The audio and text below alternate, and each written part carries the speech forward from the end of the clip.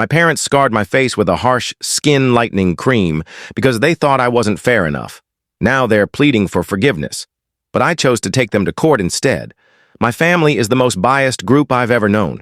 Whenever we ventured outside in the summer, my mother would tally how many times my older sister and I stepped into the sunlight. Back home, each instance meant a sharp slap.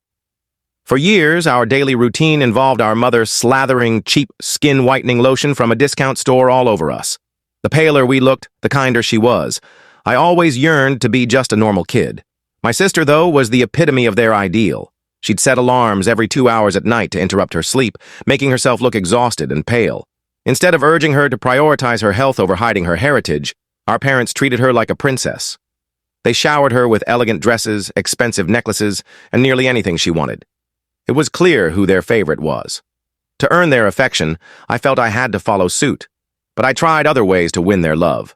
I aced my schoolwork, scrubbed the house spotless every weekend, and even gave my parents back rubs. "Sweetie, that's great," they'd say, "but I wish you'd put this much effort into getting flawless, fair skin like your sister." When they gifted me a bleaching hair product from Africa for my 16th birthday, I spent the whole day sobbing into my stuffed bear from the bookstore. That's when my sister came into my room and wrapped her arms around me. I thought she'd say she'd always support me, that my skin color didn't matter because I was her sister. Instead, she said, "Aurora, I love you, and I want to help you. Look at me." I stared at her frail frame, the dark circles under her eyes, and the chemical burns on her scalp from hair straighteners.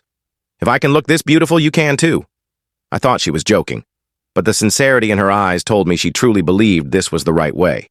From that moment, I started wearing foundation 2 shades too light and covered my body to hide my natural skin. Not because I hated my brown skin or curly hair, but to please my parents. After all, they were the ones who brought me into this world. 6 years later, I graduated from the University of Florida. Last Thanksgiving, I was in high spirits. I'd taken up running, spending so much time outdoors that I embraced my natural glow and beauty. I loved it, and so did my boyfriend, Carlos, who's half Puerto Rican, half Italian, and well aware of internalized prejudice. Being light-skinned himself, I thought my parents would accept him, but I was wrong. When I arrived at my parents' house holding Carlos's hand, I'd even worn slightly lighter foundation to ease the tension. The door opened, and I saw a woman who looked like my sister but was sadder, paler, and thinner. My heart sank, and I think hers did too, because she gasped, "Aurora, what are you doing to our lineage?" Carlos squeezed my hand as if to say, "We'll handle this together." Tears rolled down my face. "My darling, what have you done to yourself?" my mother wailed, trying to undo my neat ponytail and fix it with her hands. Then she noticed Carlos, and her jaw dropped so wide I thought it might break. "Oh, you almost fooled me into thinking this guy was your boyfriend," she said, laughing as if it were hilarious. "But I get it. You're young, just having fun."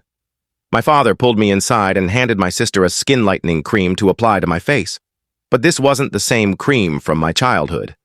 This one stung. "Stop! Get away!" I screamed, tears streaming down my face. Blisters erupted on my skin and I started peeling. As I cried out, Carlos called for help. I thought my parents would see their mistake. But no. My father fought Carlos for the phone, shouting, "Pain is beauty! Aurora will be beautiful!" My face felt like it was burning in fiery agony. Thankfully, help arrived, and by the time nurses saw me, my eyebrows were gone. After a skin graft, I woke to Carlos holding my hand, calling me beautiful. Then I checked my phone. Dozens of messages and missed calls flooded in. The first voicemail was angry, accusing me of shaming the family. The second was threatening. By the 10th, my sister begged me not to press charges. "They're our parents," she said, her voice hollow. "They only want what's best for us. Come home, and we'll fix this." I couldn't believe she was still defending them. Carlos sat with me as I listened, his face growing more worried with each message. "Lily," he said softly, "this isn't normal. What they did is abuse. It's always been abuse." He held my hand gently, avoiding the IV line. He was right, but hearing it aloud broke something in me.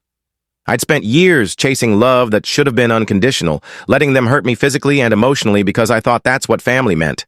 I'd excused their cruelty and blamed,